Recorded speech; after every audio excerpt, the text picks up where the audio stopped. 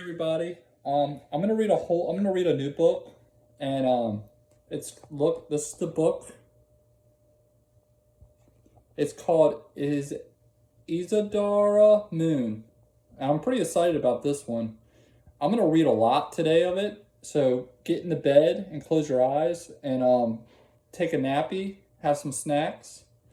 So here we go. Let's start this book because I don't know what this is about, but Isadora Moon has a birthday. So I'm going to try my best and read this one.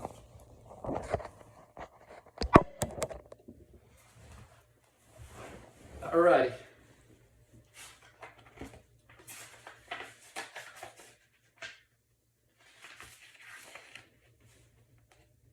Isadora Moon has a birthday. Chapter 1. Let's start. Isadora Moon, that's me, and this is a pink rabbit. He was my favorite stuffed animal, so Mom brought him to life with her wand. He comes everywhere with me, even to birthday parties. I have been to a lot of birthday parties since I started school.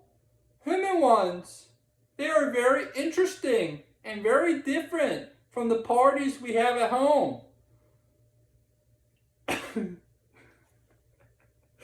Oh, I'm sorry, that was funny. I had only ever been a vampire or fairy once before. I met my human friends. That's because my mom is a fairy and my dad is a vampire.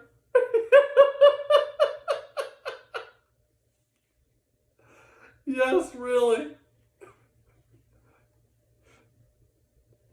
Do you know what that makes me? A vampire fairy.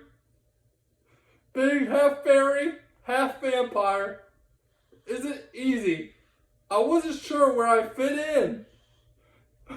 But then I went to human school and discovered that everyone is a little different, and that's not the best way to be. I haven't really enjoyed going to my human friends' birthday parties. They're all so different. I couldn't wait for my birthday so that I could have a party of my own. I hope you will be having a nice traditional vampire party when it's your birthday, said Dad. I said. I wasn't sure about having a vampire party. I think my friends would find it a little scary. A vampire party is always held in the dead of night, and you have to dress very fancy and have a neat hair. Vampires are very fussy about their appearance. They like to play flying games and shoot across the sky at lightning quick speed. My wings can never keep up because they are more flappy, like fairy wings. Vampires also like to eat red food at their parties and drink red juice. I don't like red food. Here's a picture. Here's the picture. I'm going to start showing you pictures.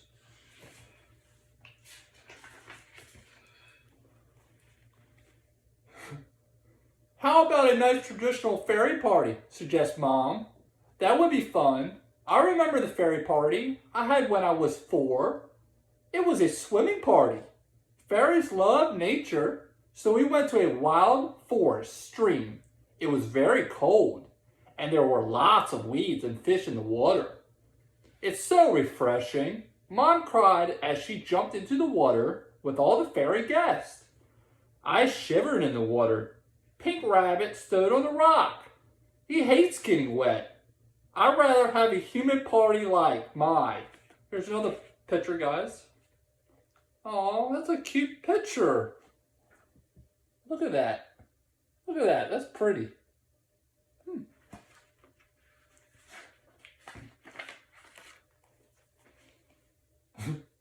Friends at school. I told Mom and Dad honestly.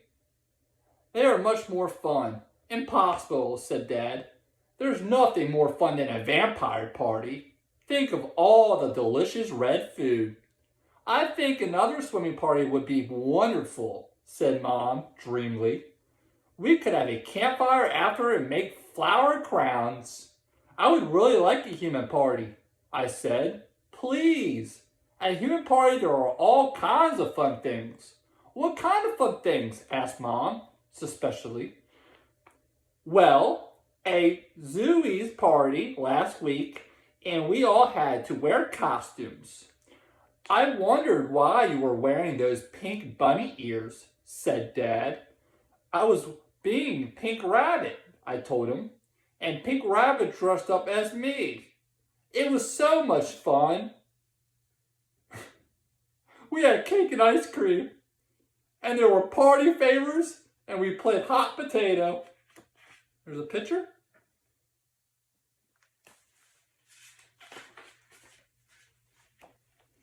What potato? Asked Mom.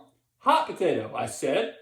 You pass a present around and around in a circle, and at the end of this, surprise. Sounds very weird, said Mom. And what is a party favor? It's a bag you give the guests at the end of the party, I explained. It's full of little presents, I continued. At Oliver's birthday party, he had a bouncy castle and a magician. A magician sounds good, said Mom, perking up. A pretend one, I said quickly. He didn't do real magic like you can do with your own wand. Mom looked confused. Why not? She asked. I shrugged. It's just the way they do it at the human parties. Here's a picture.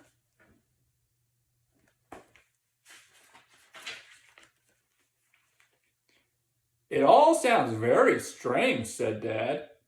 I really would love a human birthday party, I said, smiling my most angelic smile. Mom and Dad sighed. Well, all right then, said Mom. I guess we could try a human birthday party this year, agreed Dad. Pink Rabbit, I jumped up and down in excitement. Thank you, I shouted.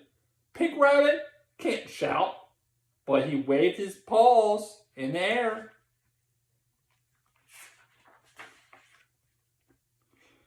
When it comes to planning my birthday party, Mom and Dad seem to be very organized. We don't need any help, they said. Are you sure you know what you're doing? I asked nervously. Oh, yes, said Dad. We got all the ideas written down. Hot potato, magician, cake, balloons, presents, bouncy castle, costumes, party favors. It's going to be the best birthday party ever, said Mom. Don't forget the invitations, I told them. Dad frowned and scratched his head. Then he wrote, invitations? At the bottom of the list?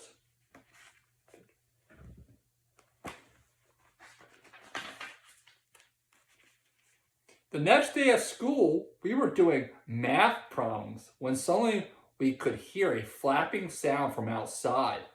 What on earth is that? Said Miss Cherry, darting towards the window. I swarmed of envelopes flew through the air on bat wings. They were tapping against the windows trying to get in. Picture. Oh my, Miss Cherry explained. I felt my face go red with embarrassment. Let 'em in, cried Oliver. Let's see what they are. Don't let 'em in, wailed Samantha. The envelopes keep beating their wings against the glass until they found an open window. It buckled on the others. Then they all came flying in, fluttering and flapping, landing one by my friend's desk. It's an invitation, cried Oliver, once he had ripped his envelope open. A birthday party, yelled Zoe at Cinderella's house. It's a costume party, someone else said. All the kids were talking excitedly, but Miss Cherry did not look happy. In fact, she seemed annoyed. Isadora said it's not inappropriate to make such a sentence in the middle of a lesson. I slunk down in my chair and felt like I wanted to disappear. Sorry, I whispered. Dear Oliver, you're invited to Isla Moon's birthday party. When? This Saturday. Where?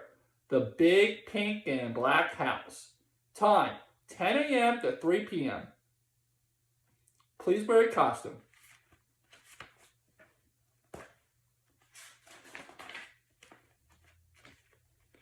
When I got home from that afternoon, I marched into the kitchen where Mom and Dad were busy making party decorations.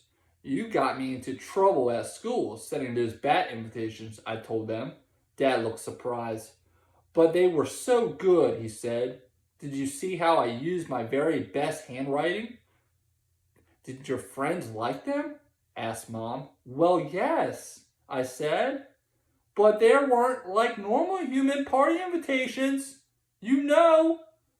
They weren't? Asked Mom. No, I said. With human invitations, you just hand them out yourself. They are only made of paper. They don't have wings. How boring, said Dad. Who was in the middle of sticking stars onto a happy birthday banner?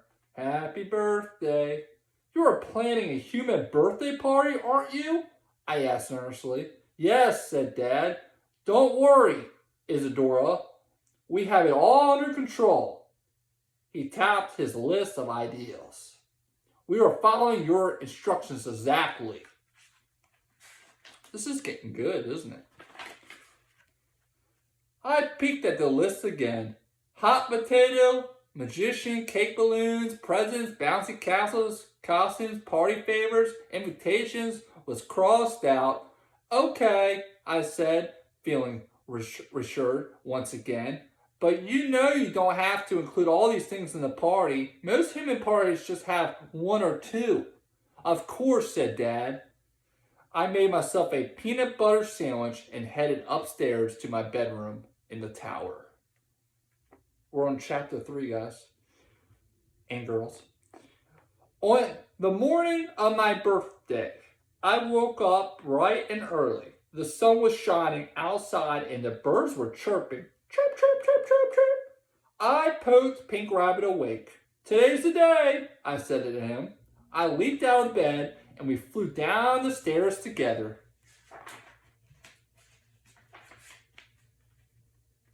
Mom, Dad, and my baby sister, Honey Blossom, were all in the kitchen waiting for me. The table had been set for breakfast, and sitting in front of my place was a pink package tied up with glitter ribbon. Happy birthday, Isadora, cried Mom and Dad together. They both sat at the table, smiling.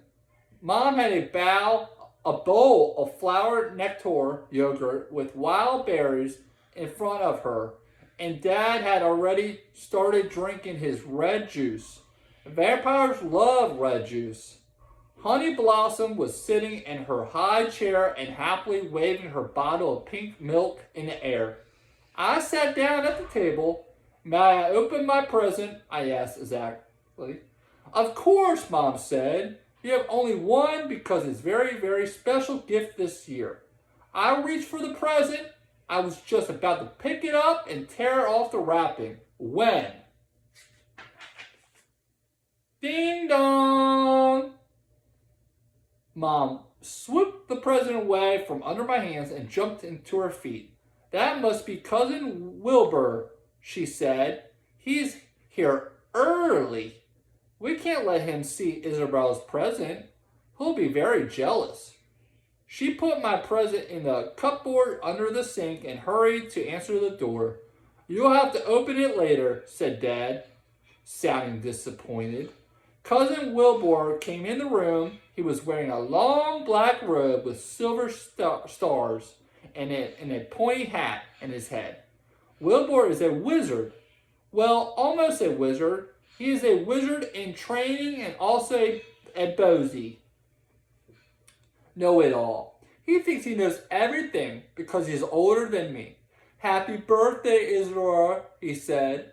Then he puffed out his chest and stuck his nose in the air and smug a sort of way.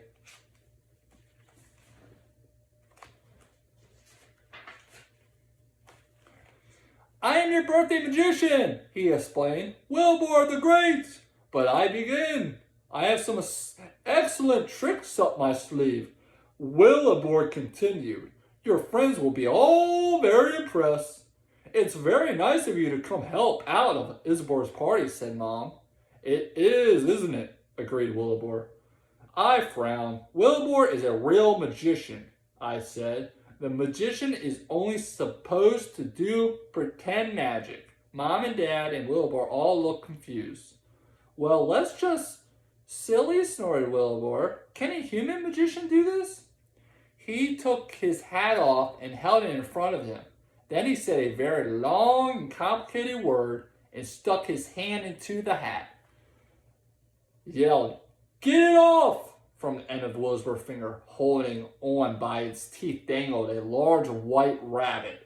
Wilbur swung his arm around and around. Get it off! He screamed. Pink Rabbit put his paws over his eyes, and Honey Blossom started to cry. Mom picked up her wand from the basket table and waved it. The white rabbit vanished into the air. Wilbur continued to swing his arm around and scream for a while longer.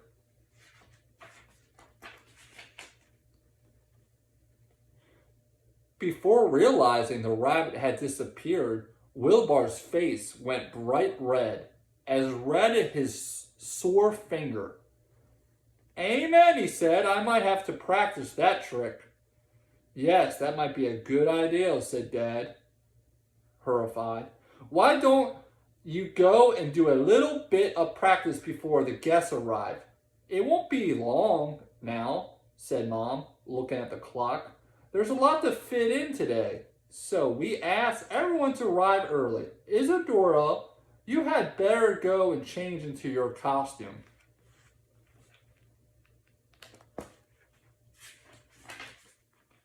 We're on chapter 4. You might be sleeping by now. I felt butterflies of excitement flutter in my stomach. It was almost time for my party.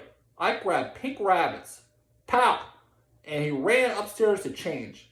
As I put my costume on, I started to feel nervous. Would my friends think my family was too weird? And what would they think of Cousin Wilbur?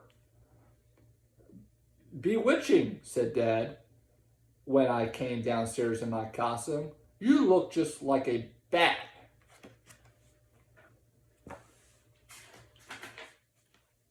I love my outfit. Dad had helped me to make it the night before.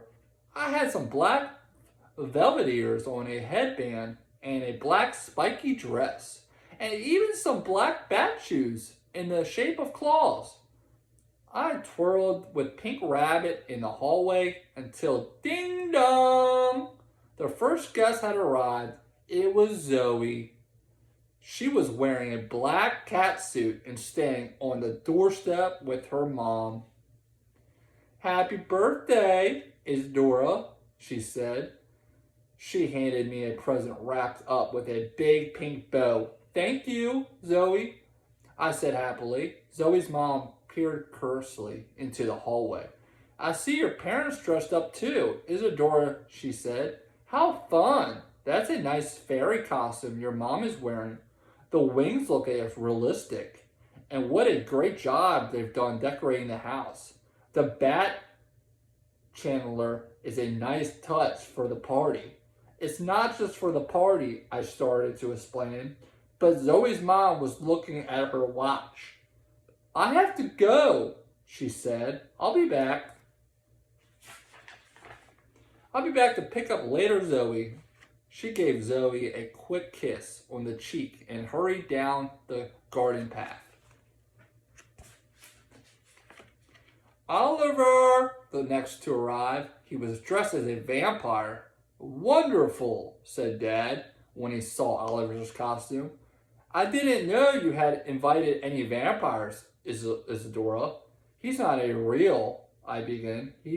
I had better get some red juice for the vampire, said Dad, hurrying towards the fridge.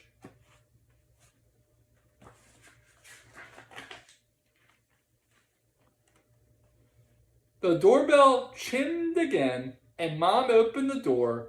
Shy Samantha stood on the doorstep dressed as a fairy. Oh, squeaked Mom. I didn't realize you had invited any fairies. Isadora, how wonderful. We can talk about nature. She took Samantha's hand and led her into the kitchen. When all my friends had arrived, we went into the great hall. Mom and Dad had done a fantastic job decorating it. Silver stars hung from the ceiling, and there were pink and black balloons all over the floor. My friends seemed very impressed. Some of them were running around the room and playing with all the balloons. They all looked happy. Maybe my party will be fun, just like a human one after all, I thought.